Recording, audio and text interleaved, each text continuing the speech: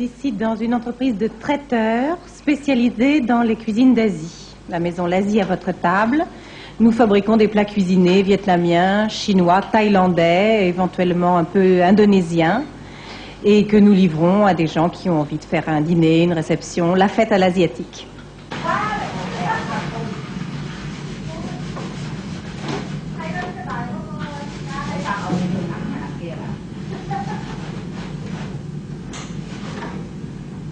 Oui, pour démarrer, une fois qu'on a une idée originale, une fois qu'on a décidé qu'on avait les qualités de gestionnaire, il faudrait quand même avoir un petit peu d'argent.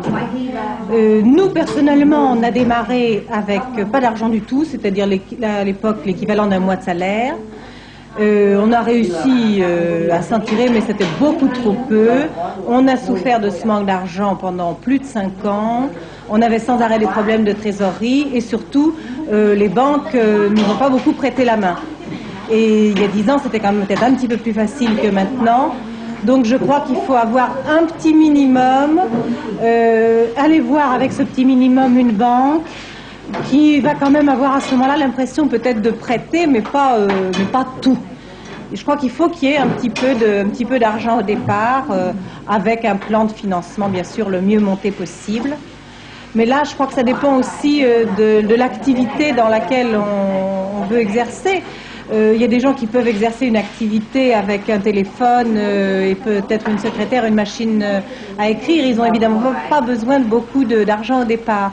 Par contre, dans l'alimentation, puisque c'est le secteur que je connais bien, il faut quand même forcément un capital, d'autant plus que maintenant les législations sont de plus en plus strictes et qu'on a besoin de tout un équipement qui est très très onéreux.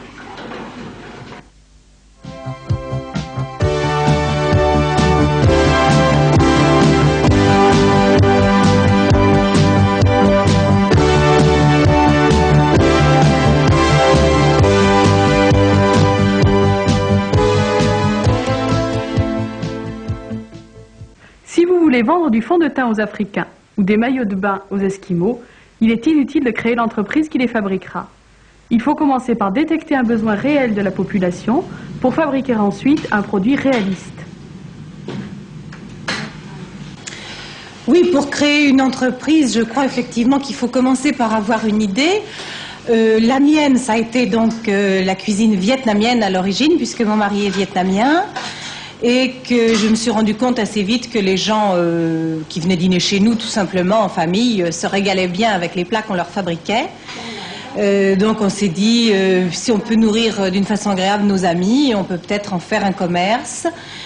Et on était vraiment les seuls à l'époque à vouloir livrer à domicile de la cuisine asiatique. C'était certainement une idée et je crois qu'au bout d'une dizaine d'années, on peut se rendre compte qu'elle n'était pas si mauvaise que ça. Le choix du produit fait, avec quoi le fabriquer? Tout d'abord avec le local. Un fabricant de charpente, par exemple, aura besoin d'un hall immense. Puis des machines adaptées à la production. Ici les charpentes en bois. Là, les couches culottes pour les enfants. C'est ce qu'on appelle l'outil de production. On appelle ça aussi les immobilisations, c'est-à-dire que le local et les machines sont destinés à rester de manière durable dans l'entreprise. Car lorsque l'on vend un produit, on ne vend pas en même temps la machine qui l'a fabriqué. Elle reste immobile. Pour cette production, il nous faut aussi des matières premières.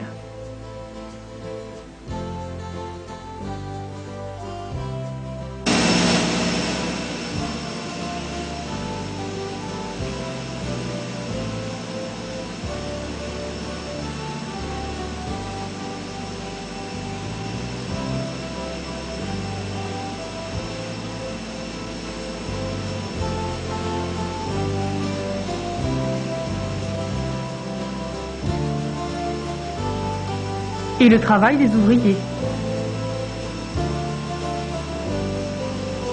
On appellera cela les coûts directs de production.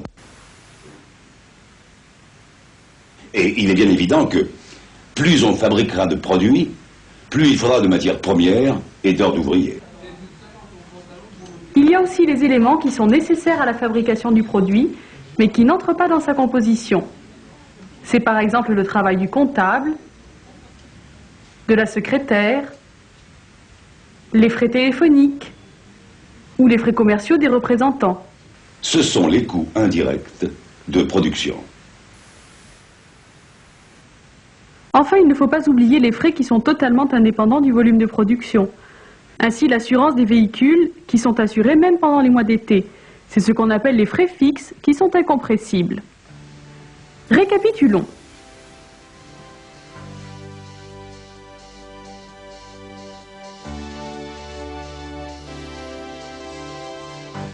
Nous voyons donc que pour créer notre entreprise, nous avons besoin d'argent.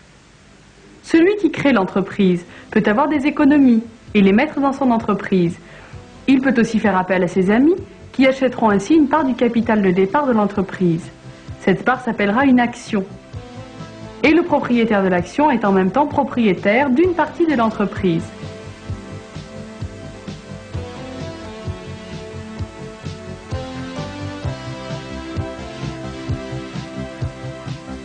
L'ensemble des actions réunies constituera le capital social de l'entreprise. Il représente la sécurité de l'entreprise. Il fait appel aux économies des ménages. C'est ce qu'on appelle l'épargne disponible. Si l'entreprise est prospère et qu'elle réalise en fin d'année un bénéfice, l'actionnaire recevra une part de ce bénéfice en proportion de son apport. C'est le dividende. Si dans le cas contraire, l'entreprise ne fait pas de bénéfice, l'action ne rapportera rien. Si même l'entreprise est déclarée en faillite, l'actionnaire peut perdre sa mise. Il y a donc un risque. Si l'actionnaire a besoin d'argent, il peut vendre son action. Ce faisant, il perd son droit de propriété qui passera dans les mains d'un autre partenaire de l'entreprise. Lors des assemblées générales, il peut être décidé par exemple de partager le bénéfice entre les actionnaires sous forme de dividendes, ou bien de le laisser dans l'entreprise pour acheter de nouvelles machines ou pour développer la recherche.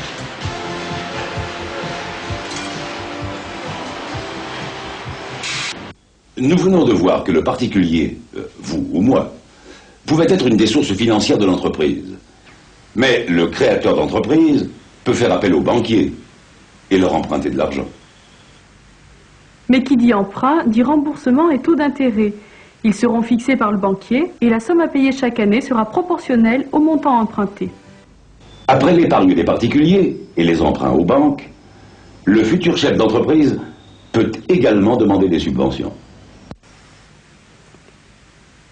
À condition de présenter un dossier et d'obtenir l'accord de l'administration. Enfin, dernier moyen de financement, le délai de paiement à ses fournisseurs. Par exemple, vous ne payez votre matière première qu'après avoir vendu le produit fini, et donc avoir les moyens de la payer.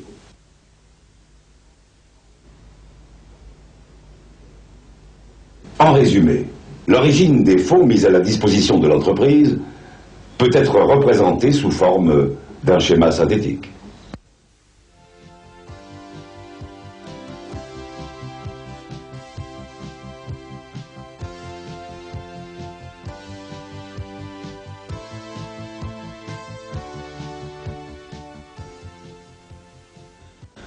Le besoin a été détecté. Les clients potentiels existent et le choix du produit a été fait. L'étude des sources de financement possibles a été réalisée. Créons l'entreprise.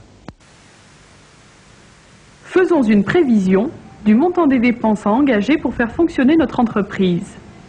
Il nous faut des bâtiments, évalués à 200.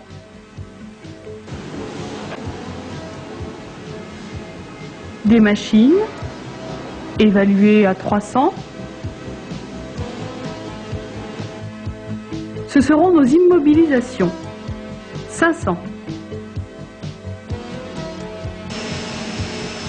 Il nous faut également des matières premières, pour 100.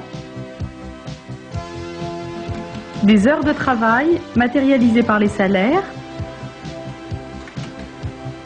90. Et les charges sociales, 60.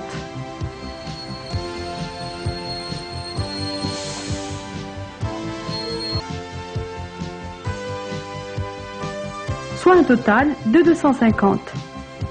Il faut engager des frais indirects, téléphoniste, dactylo, commercial, assurance, évalué à 50.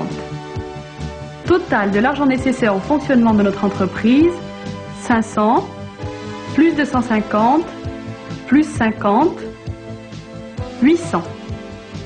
Alors, où allons-nous trouver les fonds nécessaires au fonctionnement? Nous allons faire appel aux particuliers et leur proposer d'acheter une part du capital. Total de l'argent apporté par les actionnaires, 500. Nous allons faire un emprunt auprès de la banque pour 300 sur 10 ans contre un intérêt de 10% par an. Cet intérêt est dû chaque année. C'est le loyer de l'argent prêté par la banque. Il y a donc 800 disponibles dans l'entreprise. Comment allons-nous l'utiliser?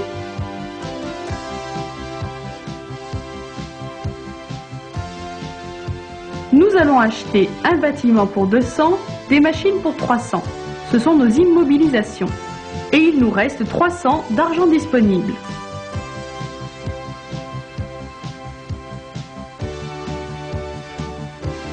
Avec les 300 disponibles, nous allons acheter des matières premières pour 100, payer les salaires avec 90, les charges sociales avec 60 et les coûts divers avec 50. Ces 300 sont appelés fonds de roulement. Pourquoi fonds de roulement? Fonds de roulement signifie quelque chose qui bouge, par opposition à l'outil de production qui est stable. Nous achetons des matières premières et payons les salaires pour fabriquer des produits. Les produits sont vendus et on reçoit de l'argent en paiement de la vente. Cet argent reçu servira à acheter des matières premières, payer des salaires et frais pour fabriquer d'autres produits qui seront ensuite vendus et ainsi de suite. Voici récapitulé l'origine des fonds à droite et leur utilisation à gauche. Le fonctionnement de l'usine peut se décomposer en 3 phases: approvisionnement, fabrication et expédition. L'approvisionnement en matières premières se fait par le biais des fournisseurs. Les matières premières, transformées dans l'usine, sont vendues aux clients en produits finis. L'entreprise paie son personnel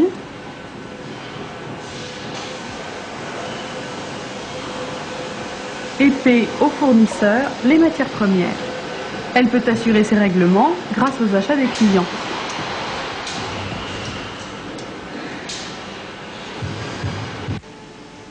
Et c'est ainsi que la machine fonctionne.